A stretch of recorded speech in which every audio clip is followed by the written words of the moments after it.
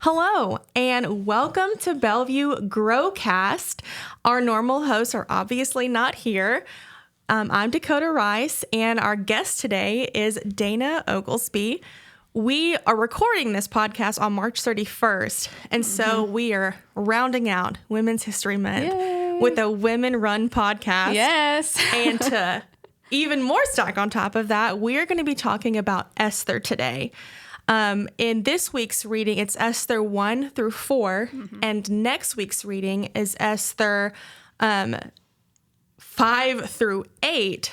But we're not going to have a Sunday school lesson, so we're going to go ahead and kind of talk about the entirety of Esther in this podcast. So we're going to jump on in. We're going to do our highlight, then our shadow, and then our application. So Dana, what was your highlight in Esther? Well, first of all, thanks for having me. Of course. What an honor. But I would say my highlight, what stood out to me, was this term of Esther finding favor, particularly with the king, but it also says, like, other people, like anybody, everybody found favor with her. And that reminds me a lot of Joseph in the Bible, in the desert, and with Egypt, and Potiphar and his household, how he found favor. But there was one particular verse, it is chapter 2, verse 17, where she found favor with the king, and it also says, and kindness. And so I think that, like, speaks to another level of it, because she's obviously a beautiful woman. They, like, said that, form and face. Yeah. So she didn't just have a pretty face. She had a nice body, too. Yeah. They specified that. Right. Oh, yeah. But I think there's just like another level to that. It's not just being attractive to the king. It's that her demeanor put him at ease. It like brought the best out in him. And because he was a very hostile, like easily angered, temperamental king, at least what it. And a drunk. Yeah, exactly. And obviously when like Haman comes to him and is like, hey, can I annihilate an entire race? And he's like, yeah, sure. Here's my ring. Yeah. But, and you know, that's not very kind, but Esther brought out kindness in him. And like, I just think that speaks to, I don't know, the power of a woman with God on her side, because like, that's part of our duty is to, bring out the best in other people by showing God's kindness and God's favor and God's love towards everybody. So. Right. And like interesting fact about Esther that we'll learn this week in our Bible study, it's one of 2 books in the Bible that does not actually name the name of God, but we see the Lord woven throughout the story. And I think one of the pieces is through the kindness of Esther, Esther's character. And we'd also talked about Mary, another woman in the Bible that found favor with God. And I guess, you know, what does it mean to find favor with God? It's kind of hard. We don't really get an explanation of that. Of, you know, there's no objective rule book of why certain people found favor with God. But we do see in the scriptures it talks about blessings and cursings and how blessings are kind of a direct result of our character and our continuing improving relationship with the Lord, the way that we love him and the way that we love other people.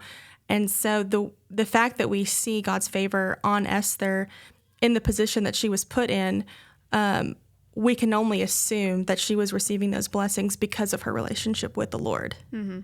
So that's our highlight. Yeah. Now our shadow, something that either was maybe difficult to understand or something that maybe popped out to you that was a little bit different than what you've read before. What was your shadow? It's just, there's this one verse where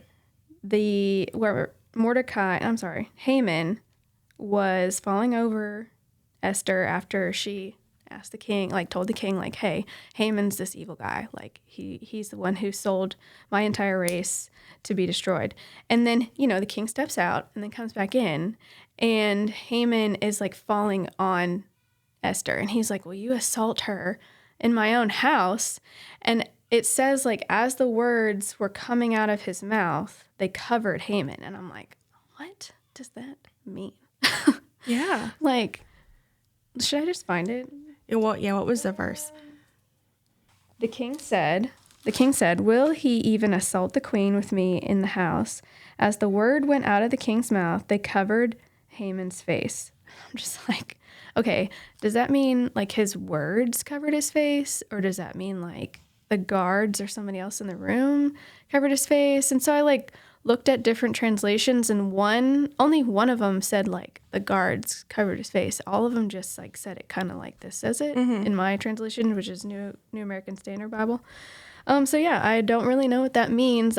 It made me like speculate about maybe the way he perceived him. Mm-hmm. Like he didn't see him in the same light anymore. I don't know. Yeah. I couldn't even find any information on that in like my study Bible notes. It doesn't say anything about it. Probably just one of those things we won't find out. Yeah. I think my shadow is, so I found out while I was studying for this lesson that, did you know in the Catholic Bible there are extra chapters of Esther? No, I did not know that. Yeah. And from what I found, it does mention God in some of those chapters. Does it really? Yeah. And the way that we know that the Bible was put together, it was put together by a council. Mm-hmm. And it's just interesting to me that we have different versions of this story. And I'm sure some of it is because there's not other historical documents from, early centuries that support the rest of the story being in there. But I know that at the festival of Purim, like that, this is the version of Esther that is read. Okay. So I'm guessing that's probably why we have it. But I just didn't understand, like, well, why are those extra ones in there? And I wonder how accurate those are. That is really interesting. Yeah. Okay, then our application. Well, this will probably be our longest section because I feel like there's so much we can take from Esther to apply to our lives. So what was yours? I think maybe the concept of obedience. Like she was very obedient to, I guess, the divine purpose that she had towards God. And like it didn't say like God directly, but she was obeying Mordecai's advice like she did when she lived at his house. And then like the Haman the Agagite goes all the way back to 1 Samuel chapter 15, where Saul was instructed by Samuel via God, or like God via Samuel, to destroy the Amalekites and King Agag. Mm-hmm. And he didn't. He so he disobeyed, and then it's coming, and so like they destroyed most of the people, but like took like the animals and then spared King Agag. And then they're, all these years later, it's coming back on to people like generations and generations later to deal with. And so I think like when you obey, it not only like helps you out, but like other people around you, and then from generations to come, it's an example to follow. Yeah. So. Like leaving what kind of lasting legacy are you leaving? Yeah. For generations to come.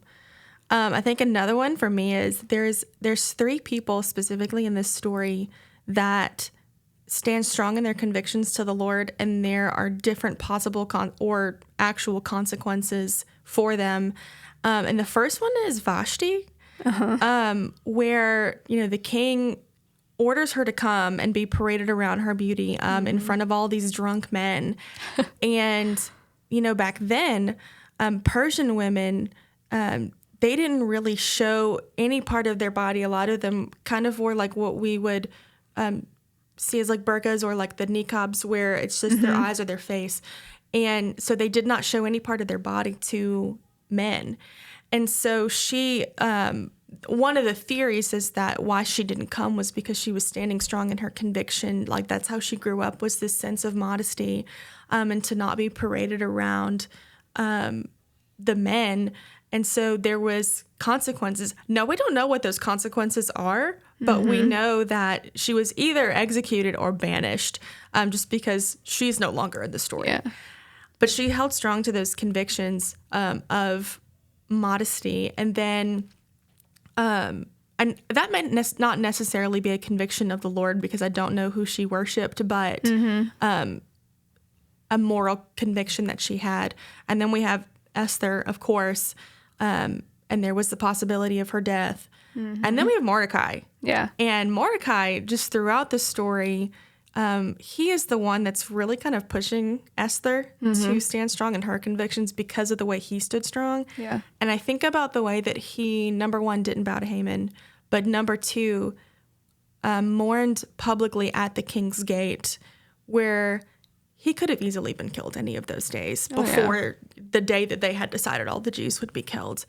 And it's very encouraging, but also humbling and sobering to see other people in Scripture standing for their convictions morally, and knowing that there could be very bad consequences, and how like sometimes we don't want to stand for our convictions and the consequences are not nearly as severe. Yeah.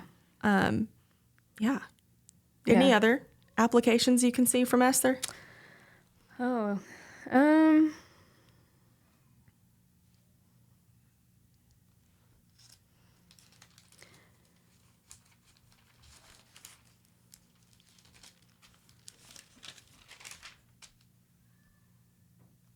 Or what's your favorite verse in Esther?